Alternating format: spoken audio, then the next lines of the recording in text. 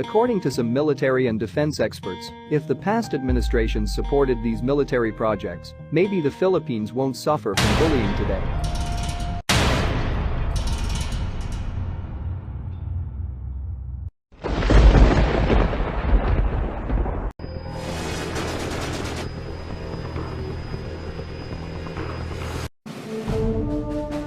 You are about to learn one of the biggest secrets in the history of the world. It's a secret that has huge effects for everyone who lives on this planet. Maybe some of you don't know that once upon a time, the Philippines is one of the most powerful countries in Asia when it comes in military forces. According to some research about the history of armed forces of the Philippines, the Philippines owned numerous number of fighter planes, jet fighter, attack helicopters, warships, a submarine chaser, war tanks, and one of the most advanced superweapons in Asia named Bongbong 1. So today in this video, we will talk about how powerful is the Philippine military forces during the President Marcos regime. A military forces with the most modern equipment in Asia that you could never imagine as of today.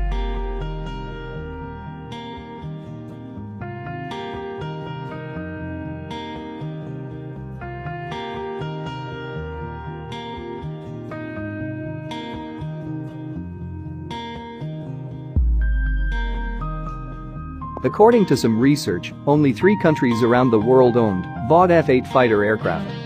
Aside from France and the United States, the Philippines is the only country in Asia who owned VOD F-8 Crusader. VOD F-8 Crusader is a carrier-based air superiority jet aircraft, gained fame during the Vietnam War in the 1970s. By destroying 19 Vietnamese aircraft in an air-to-air combat during that war. During the Marcos regime, the Philippines acquired 35 units of VOD F-8 Crusader in 1977. However, these aircraft were destroyed during Mount Pinatubo eruption and never been replaced after the Marcos regime. The Philippine Air Force also acquired 19 units of F-5A and 3 units of F-5B light fighter aircraft from 1965 to 1967. F-5A Freedom Fighter aircraft was also used by the very famous Blue Diamond aerobatic team in 1968. The Blue Diamond is a national aerobatic team of the Philippine Air Force and one of the oldest formal flying aerobatic teams in the world. Every Independence Day, the Blue Diamond performed their aerobatic skills and techniques up in the sky to show the world-class talent of Air Force pilots in the Philippines.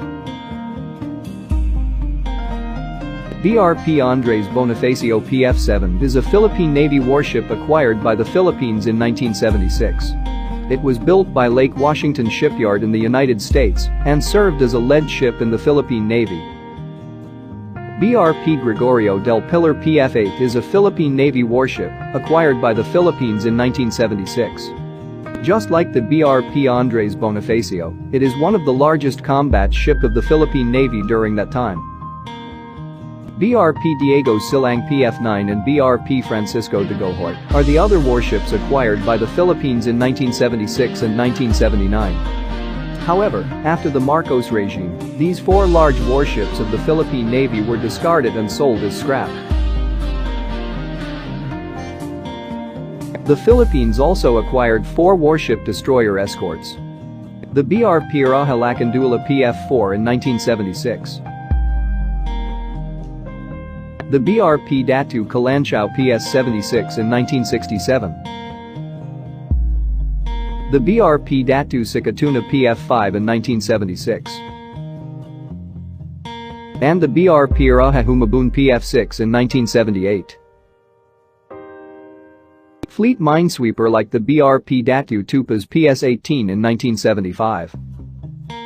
2 coastal minesweepers, the RPS Zambales and RPS Zamboanga del Norte in 1979. 2 minesweepers, the RPS Davao del Norte and RPS Davao del Sur in 1979. 2 submarine chasers, the BRP Nueva Vizcaya in 1968 and BRP Negros Oriental in 1976.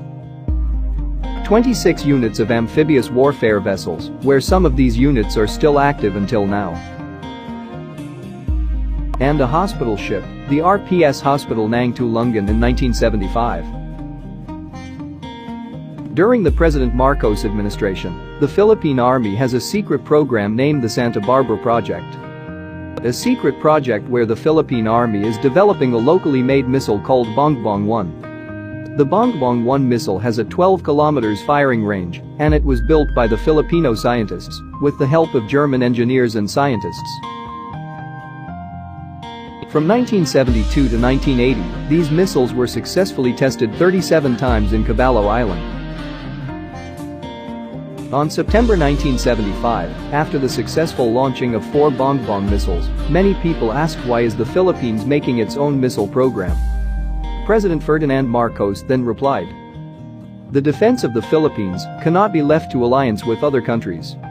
We must assume that there will be contingencies where even the United States may not be ready to come to our assistance."